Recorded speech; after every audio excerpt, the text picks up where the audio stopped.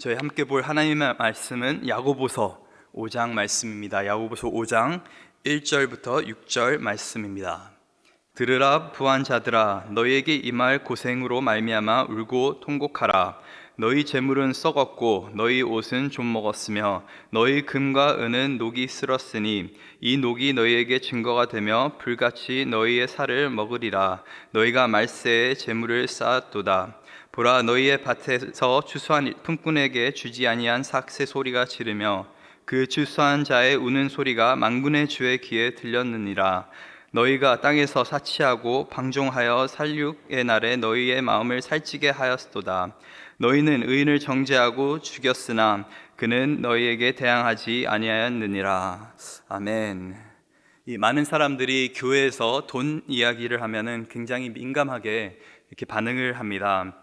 돈 이야기를 하면 좀 세속적인 이야기다, 세상적인 이야기다라고 생각을 하는 경우가 굉장히 많고, 특별히 설교 시간에 헌금에 대해서 언급한다고 한다면, 아니면 재정에 대한 이야기를 한다고 한다면은 굉장히 좀 불편해하고 또 부정적인 시각으로 바라볼 때가 있습니다. 왜 돈 이야기를 계속적으로 강단에서 하나라는 말을 많이 저도 이제 그런 믿는 자들 가운데서도 그렇게 들은 적들이 굉장히 많습니다.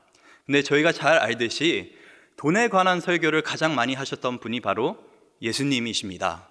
성경을 보시면은 복음서에서 10구절 중에 한 구절꼴로 재정과 재물과 돈에 대한 이야기를 예수님께서 계속적으로 제자들에게 하셨습니다. 그 정도로 어떻게 보면은 이 돈에 대한 문제는 예수님께도 굉장히 중요한 문제인 것이죠. 믿는 자에게 재정이라는 것은 세속적인 문제가 아니라 영적인 문제인 것을 저희가 너무나 잘 알고 있습니다. 예수님께서 산상수훈에서 이렇게 말씀하셨습니다. 한 사람이 두 주인을 섬기지 못할 것이니 너희가 하나님과 재물을 겸하여 섬기지 못하느니라. 이 말씀은 무슨 말이냐면은, 하나님께서는 우리의 돈을 필요로 하시지 않습니다. 우리의 돈을 원하시기 때문에 말씀 가운데서, 아니면 예수님께서 삶 가운데서 제자들에게 재정에 대한 것을 가르치신 것이 아닙니다. 하나님께서는 이미 우주 모든 만물을 다 다스리시고 또 모든 것이 그분의 소유인 것입니다. 그렇다면 왜 계속적으로 재정에 대한 부분을 성경에서는 2000구절 넘게 이렇게 말하고 있습니까? 하나님께서 원하시는 것은 여러분과 저의 돈이 아닌 여러분과 저의 마음인 것입니다. 우리가 돈을 섬기다고 한다면은 우리의 마음이 돈에게 빼앗겨 버리는 것이죠. 하나님을 섬겨야 되는데 돈은 우리에게 하나님을 섬기라고 주어진 유익한 도구인데, 그것이 뒤바뀌어서 우리가 돈을 섬기게 된다면 결국 우리가 영적으로 하나님을 섬기지 못하기 때문에 계속적으로 성경에서는 우리에게 정말 하나님 나라의 재정 원리에 대해서 계속 말을 해주고 있는 것입니다. 오늘 본문도 그러한 내용입니다. 많은 재물을 소유하는 것 자체가 죄라고 성경은 절대로 가르치지 않습니다. 성경에 여러 등장하는 믿음의 사람들, 아브라함, 또 다윗, 또 여러 사람들, 욥도 그렇고요, 이 솔로몬 왕도 그렇고, 많은 믿음의 사람들이 실제적으로 많은 재정을 가지고 그렇게 믿음의 생활을 했습니다. 또 많은 재물을 갖고 있는다고 그것이 믿음의 상징인 것도 아니죠. 정말 아무것도 가지지 못한 사람들이 정말 믿음 안에서 거룩한 삶을 살아나갔던 것도 저희가 잘 압니다. 돈 자체가 좋은 것이고 나쁜 것이 아니라 돈을 사랑하는 그 마음, 돈을 하나님처럼 여기면서 섬기는 그 마음 자체가 성경은 악하다고 우리에게 분명히 말하고 있습니다. 그런 맥락에서 오늘 사도 야고보는 오늘 이렇게 말하고 있습니다. 본문 1절입니다. 들으라 부한 자들아, 너희에게 임할 고생으로 말미암아 울고 통곡하라. 여기서 이 부한 자들은 누구입니까? 이 야고보서 편지를 자세히 읽어보시면은 매 단락마다 사도 야고보가 계속적으로 쓰는 그 호칭이 뭐냐면은 형제들아 라는 호칭을 계속적으로 사용합니다. 형제들아, 너희가 이렇게 살아야 된다, 너희에 대해서 이렇게 내가 권하노라 하고 형제들아 계속적으로 그거 등장하는데, 그 말은 무슨 말이냐면 이 편지는 믿음의 사람들, 야고보가 정말 믿음 안에서 하나 된 그런 형제들에게, 믿음의 형제들에게 쓴 편지가 바로 이 야고보서 편지인 것입니다. 그런데 오늘 본문은 특이하게 들으라 형제들아로 시작하는 것이 아니라 들으라 부한 자들아. 즉 이 표현은 무슨 표현이냐면은 교회 안에 돈을 많이 가지고 있는 사람들에 대한 어떤 말씀이 아니라 1차적으로는 이것은 세상의 부자들에 대해서 야고보서가, 어떻게 보면 야고보 사도가 경고하고 있는 그런 맥락인 것입니다. 하나님을 믿지 않으면서 재물을 하나님처럼 여기고 있는 세상의 부자들을 향해서 야고보 사도가 뭐라고 하고 있냐면은 들으라 부한자들아 너희에게 임할 고생으로 말미암아 울고 통곡하라. 저희가 앞서 야고보서 2장 6절과 7절에서 봤듯이 이 당시에 많은 세상의 부자들이 참 크리스찬들을 어렵게 했습니다. 기독교인들이 그렇게 부한 사람들이 많지 않았었는데 이 세상의 부자들은 이 크리스찬들 또 가난한 자들을 업신여겼고 또 믿음의 사람들을 억압하였고 또 그리스도의 이름을 비방했다고. 근데 형제를 비방하면 너희가 결국에 그 사람들처럼 된다고 사도 야고보는 그렇게 얘기했습니다. 그만큼 어떻게 보면 세상의 부자들이 정의롭지 못하게 자신들의 부를 사용했다는 것을 저희가 볼 수가 있습니다. 이 부한 자들은 고난을 당하지 않기 위해서 또 편안함을 위해서 어떻게 보면 부를 계속적으로 축적했습니다. 근데 오히려 이 부로 인해서 나중에 이 사람들이 고통을 받게 될 것이고 또 환난을 당하게 될 것이다. 너희가 고생할 것이며 그로 말미암아 울고 통곡할 것이라고 성경은 분명히 기록하고 있습니다. 아이러니한 것이죠. 나의 편안함을 위해서 이걸 축적했는데 결국에 이 편안함을 추구하다가 영원한 심판을 받게 된다는 그런 놀라운 말씀을 오늘 본문은 하고 있는 것입니다. 그렇다면 왜 성경은 이 부한 자들이 결국에 하나님의 심판을 받게 될 것이라고 말을 하고 있습니까? 이들이 무엇을 그렇게 잘못했길래 하나님께서 마지막 때 이들을 정말 울고 통곡하게 만드실 거라고 성경은 우리에게 가르치고 있습니까? 첫째로는 이들은 자신의 유익을 위해서 돈을 쌓았습니다. 자신의 유익을 위해서 돈을 쌓았습니다. 오늘 본문 2절과 3절입니다. 너희 재물은 썩었고 너희 옷은 좀 먹었으며 너희 금과 은은 녹이 슬었으니 이 녹이 너희에게 증거가 되며 불같이 너희가 살을 먹으리라. 너희가 말세 재물을 쌓았도다. 하나님께서 우리에게 부를 허락하신 그 이유는 그것을 그냥 쌓아두고 있으라라고 허락하신 것이 아니라 어떻게 보면 그것을 잘 활용하라고 그렇게 우리에게 주신 것입니다. 이것이 예수님께서 말씀하신 달란트의 비유에 너무나 잘 등장을 하게 되죠. 주인이 잠시 자리를 비웠을 때 누구에게 달란트를 줍니까? 자신의 종들에게 각각 다른 양의 달란트를 줍니다. 그래서 어떤 사람은 그 달란트를 가지고 열심히 그 재정을 가지고 그 돈을 이제 더 만들어 가지고 주인이 돌아왔을 때 그 돈을 주인에게 주죠. 그래서 주인이 하는 말이 수고하고 너희가 참 잘했다라고 착하고 충성된 종아라고 주인이 그렇게 말하죠. 그런데 한 달란트를 받았던 그 종은 어떻게 했습니까? 그냥 땅에다가 그 달란트를 묻고 그냥 쌓아두었고 다시 주인이 왔을 때 그것을 줬을 때 악하고 게으른 종아라는 어떻게 그런 비판을 받게 되는 것이죠. 그래서 어떻게 보면은 이 세상에 우리 가운데 주어진 이 재정은 그냥 쌓아두라고 주신 것이 절대 아닌 것을 우리가 성경을 통해서 알게 됩니다. 그렇다고 저축 자체가 죄인 것인가요? 돈을 쌓는 것 그 행위 자체가 잘못된 것일까요? 그렇지는 않습니다. 이 잠언 말씀을 계속적으로 보면은 어떻게 보면 재산을 잘 쌓는 것도 지혜로운 행동이라고 성경은 우리에게 가르쳐주고 있습니다. 제가 목사 안수를 받았을 때 저에게 목사 안수를 주신 한 목사님께서 이런 말씀을 하셨습니다. 여러 가지 좋은 조언들을 하시면서 말씀하셨던 것이 박 목사 이제 사역을 시작하는데 꼭 기억해야 되는 것이 사역을 시작하면서 은퇴를 준비하세요 라는 말을 하시더라고요. 저는 그게 되게 의아했습니다. 무슨 말씀을 하시는 거였냐면은 다달이 조금씩이라도 뭐 50불도 좋고 100불도 좋으니까 꼭 그것을 저축해서 나중을 위해서 이제 쌓아두라고 그렇게 말씀하셨던 것입니다. 노후를 대비해라, 은퇴를 준비하라. 어떻게 보면 굉장히 세속적인 말로 들릴 수가 있습니다. 그래서 제가 좀 의아해가지고 목사님 저희 사역자들은 믿는 자들은 그냥 그때그때 하나님께서 주시는 것으로 좀 만족하면서 그렇게 믿음 생활하는 것이 맞지 않습니까? 라고 그렇게 좀 질문을 했는데 그때 목사님께서 하신 말씀이 돈을 밝히면서 사역을 하라는 소리가 아니라 돈에 매이지 않도록 사역을 하라라고 말씀하신 거였습니다. 은퇴를 준비한다는 것은 하나님을 신뢰하지 못하는 행동이 아니라 나중에 나이 들었을 때도 정말 멋있게 하나님의 일을 마음껏 할 수 있게 내가 조금씩 삶 가운데서 그 대비를 하고 있으라 라고 그렇게 말씀하신 거더라고요. 그 들어보니까 맞는 말인 것 같습니다. 내가 그냥 무책임하게 있는 돈 펑펑 쓰면서 미래를 전혀 그냥 하나님께서 책임져 주시겠지 하고 지금은 내 편안한 대로 산다고 한다면 어찌 보면 더 무책임하게 저는 이기적으로 돈을 사용하고 있는 것이죠. 근데 내가 평생 정말 목회를 할 것이고 하나님의 일을 할 거라고 생각을 한다면은 어떻게 보면 조금 그런 돈이라도 뭐 큰 돈은 아니겠지만은 그렇게 정말 노후에 또 내가 정말 돈에 매이지 않도록 정말 하나님 나라 일을 멋있게 할 수 있게 준비할 수 있는 그런 믿음 정도는 있어야 되겠구나라는 생각이 들었습니다. 부를 축적하는 것 자체가 잘못된 것은 절대 아닙니다. 오늘 사도 야고보가 이제 말하고 있는 것은 이 축적하는 그 행위가 잘못된 것이 아니라 이 세상의 부자들이 축적하는 그 목적, 탐욕 자체가 잘못됐다고 말을 하고 있는 것입니다.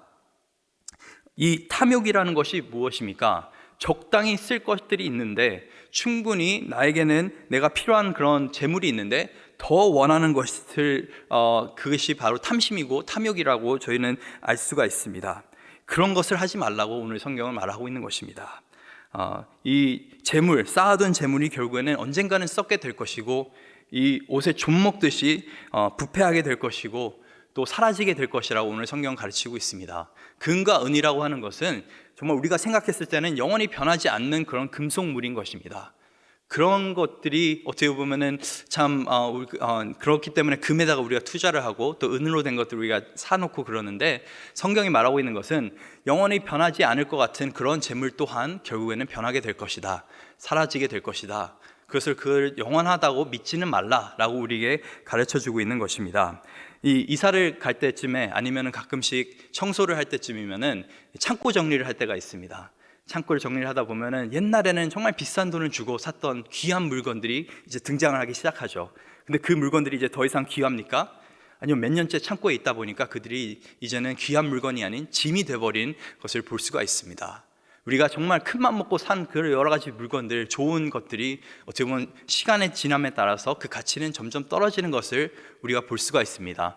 좋은 차도 마찬가지고요, 좋은 집도 마찬가지고 이 세상의 모든 것들은 시간의 지남에 따라서 그 가치는 떨어지게 되어 있습니다. 그렇다고 한다면은 정말 지혜로운 투자는 그렇게 영원하지 않는 것, 그 재물을 가지고 영원한 것에 투자하는 것이 어떻게 보면 지혜로운 투자인 것이죠. 그것이 불의한 청지기의 비유 아닙니까? 영원하지 않는 나에게 주어진 하나님께서 주신 그 잠깐의 재물을 가지고 영원한 것들에게 투자하면서 사람에게 투자하면서 관계에 투자하면서 하나님 나라에 투자하는 것이 바로 하나님 나라의 재정 원리인 줄 믿습니다. 그래서 오늘 본문에서 말하는 것은 이 돈을 쌓는 그 행위 자체가 잘못된 것이 아니라 돈이 영원할 거라 생각하고 돈 때문에 너희가 안주하면서 편안하게 살 거라고 생각하는 그 마음 자체가 잘못됐다. 이것들이 영원하지 않다. 그래서 정말 돈을 지혜롭게 쌓되 그것을 또 멋지게 사용하라고 오늘 본문은 계속적으로 말하고 있는 것입니다. 오늘 본문 4절을 보니까 보라 너희 밭에서 추수한 품꾼에게 주지 아니한 삭새 소리가 지르며 그 추수한 자의 우는 소리가 만군의 주의 귀에 들렸느니라. 이 사람들이, 이 세상의 부자들이 불의한 방법으로 재물을 쌓았다는 것을 저희가 알 수가 있습니다. 재물은 열심히 모으고 있는데 정작 지불해야 되는 그런 임금 자체는 제대로 지급하지 않는 그런 현실이 바로 이 세상 부자들의 현실이었습니다. 돈이 없어서 이들이 지불하지 않았을까요? 그렇지 않습니다. 욕심 때문에 그렇죠. 돈이 많은데 그 조그만 돈 주기 아까워서 그 욕심 때문에 품꾼들의 임금을 제대로 주지 않았던 것입니다. 이 1세기의 이 품꾼들은 하루 벌어서 하루 살았던 그런 사람들이었습니다. 그런데 이들의 필요는 전혀 생각하지 않고 오히려 나의 욕심 때문에, 나의 탐심 때문에 이들은 제대로 값을 치지 않고 갑질을 했던 것을 저희가 볼 수가 있습니다. 저희도 어떻게 보면 이렇게 할 수가 있습니다. 소비자가 왕이다 라고 생각하면서 또 식당에 가서 좋은 서비스를 받고 또 정작 팁을 줄 때는 너무나 좀 이거 주기 아까운데 오늘 서비스 좀 별로였는데 하면서 어떻게 해서든 그 퍼센티지를 깎으려 하는 모습이 있지는 않습니까? 우리 가운데 내가 정당하게 어떤 영상물이나 그런 것들을 구입하지 않고 음악을 듣지 않고 이런 것들이 디지털로 한 것들을 뭐 쉽게 내가 손을 구할 수 있으니까 그냥 불법적으로 다운로드 받고 혹시 그러지는 않습니까? 누군가의 노동의 수고가 있었다고 한다면은 우린 그 노동에 대한 정당한 대가를 지불하고 그들의 공로를 인정해야 되는 줄 믿습니다. 그렇게 정말 투명하게 또 정직하게 돈을 쓸 수 있는 우리가 되어야 되는 줄 믿습니다. 그래서 첫째로 자신의 유익을 위해서 이 세상의 부자들은 돈을 쌓았습니다. 두 번째로 이 세상의 부자들이 정죄를 받는 이유는 이들은 자신의 유익을 위해 돈을 썼습니다. 쌓을 뿐만 아니라 자신의 유익을 위해서 돈을 썼습니다. 오늘 본문 5절입니다. 너희가 땅에서 사치하고 방종하여 살육의 날에 너희의 마음을 살찌게 하였도다. 사치하는 것, 정말 불필요하게 많은 돈을 들이는 것, 또 방종이라고 하는 것은 남에게 주기에는 아깝지만 자신에게 쓰는 돈에 있어서는 너무나 관대한 그런 것이 바로 방종인 것입니다. 자신에게 쓸 때는 정말 한없이 많은 돈을 투자하는 그거 자체가 어떻게 보면 우리에게 필요할 때는 또 우리에게 선물도 할 수 있는 것이고 또 서비스를 받을 수도 있는 것이지만은 다른 사람에게는 아까워하면서 우리에게는 관대한 그 자체가 잘못됐다고 성경은 말하고 있는 것입니다. 내가 즐길 수 있다면은 어떻게 보면 다른 사람도 즐길 수 있어야 된다라는 그런 생각을 우리는 하면서 살아가야 되는 줄 믿습니다. 어떻게 보면 재물이라는 것은 스스로를 위해 존재하는 것이 아니라 남을 축복해주기 위해서 어떻게 내가 축복의 통로가 되기 위해서 주어진 어떤 수단이라는 것을 잊으면 절대 안 되는 것이죠. 이렇게 사치하고 방종하는 사람들은 결국에 살육의 날에 너희의 마음을 살찌게 하였도다. 가끔 뉴스를 보면은 우리 안에 갇혀져 있는 돼지나 이 소들을 보게 됩니다. 그 돼지나 소들은 자신 앞에 있는 모이를 정말 열심히 먹습니다. 정말 좋아하면서 배 터지게 매일같이 먹는데 그들이 모르는 사실은 자기가 살찌는 그 가운데 결국에는 살육의 날이 다가오고 있다는 것을 모르고 있는 것이죠. 이 세상의 부자들도 마찬가지입니다. 자신의 이익을 위해서 탐심 때문에 자신의 유익만을 또 배를 채우기 위해서 돈을 사용한다고 한다면 그것은 결국에 자신을 살찌워서 살육의 날을 준비하는 거라고 성경은 분명히 말하고 있는 것입니다. 지금은 신나게 그 재물을 누리고 있지만은 결국에는 하나님의 영원한 심판 앞에 설 수밖에 없다는 것을 그렇게 오늘 본문은 경고하고 있는 것입니다. 이렇게 세상의 부자들에 대한 그런 경고의 메시지를 담고 있는데, 그럼 사도 야고보는 도대체 왜 이 세상에 관한 메시지를 믿음의 사람들에게 전해주는 것일까요? 그 이유는 믿음의 사람들 또한 돈의 문제에 넘어질 수 있다는 것을 말하고 있는 것입니다. 우리도 조심하지 않으면은 이 세상의 부자들과 동일하게 될 수 있다라는 것을 경고해 주는 것입니다. 그래서 오늘 본문을 통해서 우리가 무엇을 배웁니까? 돈은 영원하지 않습니다. 또 돈은 하나님께서 우리에게 주어진 멋진 그런 수단인 것입니다. 그래서 우리의 유익을 위해서 쓰는 것이 아니라 정말 하나님의 영광을 위해서 또 남에게 베푸는 삶을 살 수 있어야 되는 줄 믿습니다. 또 우리가 정직하게 돈을 쓰고 또 돈을 모아야 될 수 있습니다. 또 저희가 생각했을 때 참 이기적인 방법으로 또 다른 사람을 해하면서 그렇게 사는 것이 아니라 또 다른 사람을 세우는 데 또 하나님께 영광을 돌리는데 그렇게 돈을 사용해야 되는 줄 믿습니다. 우리가 참 세속적인 세상 가운데 살고 있습니다. 물질 만능주의를 믿고 있는 그런 세상 가운데 살고 있습니다.